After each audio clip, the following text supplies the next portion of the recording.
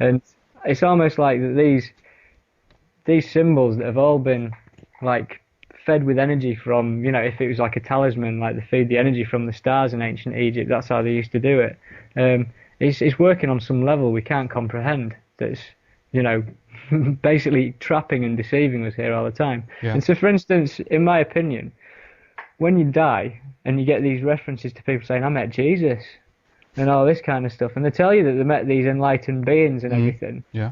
because they're so familiar with the symbolism, because they haven't asked what it's all about or anything like that, it's almost like if you, for instance, meet Jesus when you die and you go with him, and he'll tell you can be a lawyer next time, and he'll send you back around again. Right.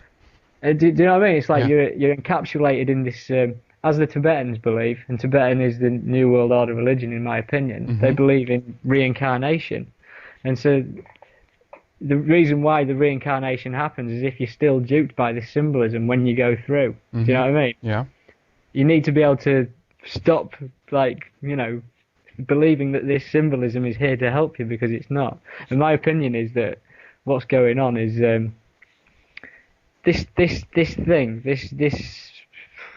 this material reality, whatever we're related in, it's much like the Gnostics believed, and in the sense of the Gnostics believed that there was a creator of the material universe, but they never ever saw their creator as the supreme being or the god, if you like. The creator was a malevolent force of sorts, keeping us all entrapped in this matter, preventing us from being what we really are. And like the Gnostics used to say, when they died and they met the creator, they used to say, you're not my god, I'm a Gnostic. And essentially that's when they believed that they had moved on from everything. And it's almost like it's the same principle. I mean, they tried to wipe out the Gnostics, did the Roman Catholics, but it's the same principle. Like people, when this spiritual event happens in 2012, if this spiritual event happens, the obelisks and the pyramids and the symbolism will still be around everywhere.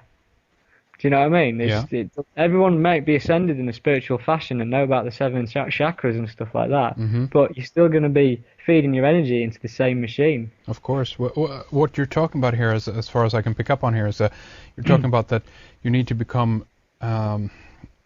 smart, or you need to be able to interpret all of the symbols and what it does to you. Not only that okay, we have sun symbolism everywhere, very good, but what actually does it mean? Where does it lead you, and so forth? And why? In what way are they using it on us? Because in many cases, I can also see that.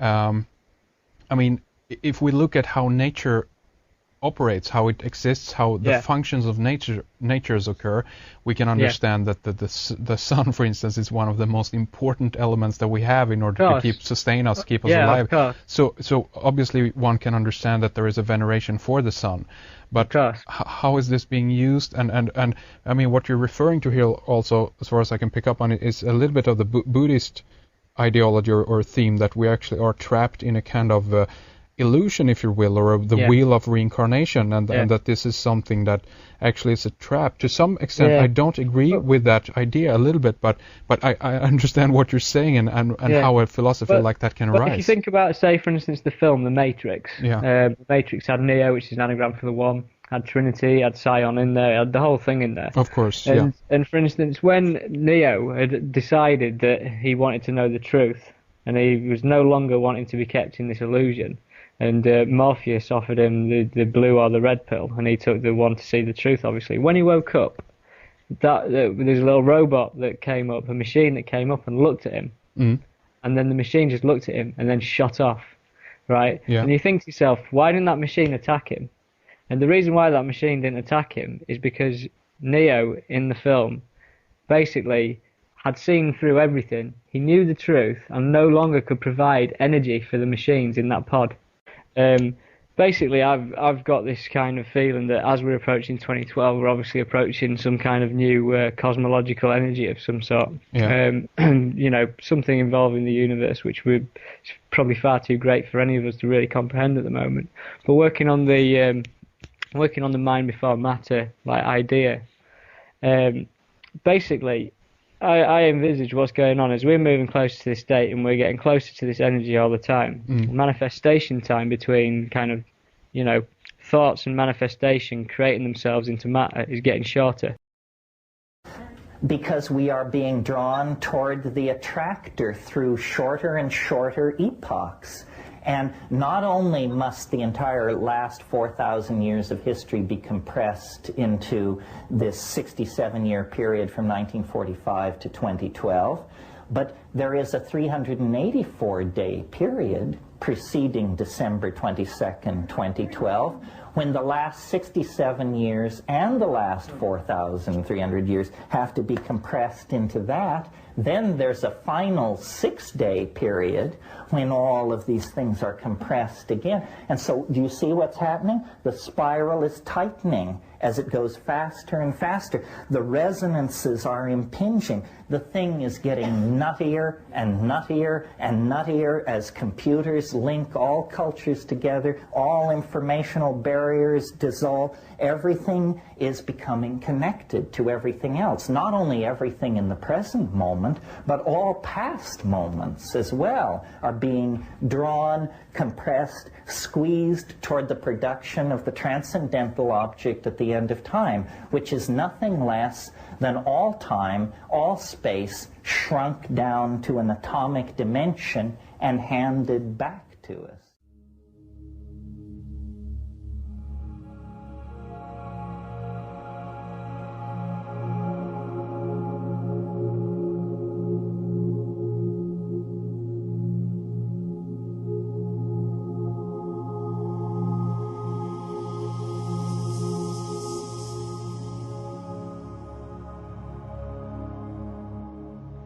So, do you understand what I'm saying? The spirit, the gap between consciousness and our material bodies are closing up, and so eventually we'll be able to create our reality a lot quicker than we currently do. If you look at what's going on, for instance, in Indiana Jones, the symbology I love of that film for 2012. There's the main calendar. They don't acknowledge it, but he's rocking on the main calendar in that film. There's loads of other stuff that coincide with the main prophecies and stuff. And the same goes is like when I was on my trip down to Paris the other week, and I was driving down the M1 in Britain, and the first motorway service station I got to, I walked to the shop, and I went in there, and there's this big pile of books on offer, and the books that they sell in motorway service stations are terrible. They never give you any knowledge whatsoever, not good for anything, but there's just one book on offer. And I went over to it, and it was a book all about the end of the world in 2012 on the main motorway of like Britain's motorway in one of the shops, one of the main shops that you get on the service stations. And I've got this feeling that what's going on as we're getting close to this energy, and as we're getting this gap between kind of thought and manifestation of matter is getting shorter. There's a particular force out there that's trying to implicate that 2012 is going to be a huge disaster. And for instance, next year, the man who released Stargate and Independence Day is releasing the film 2012.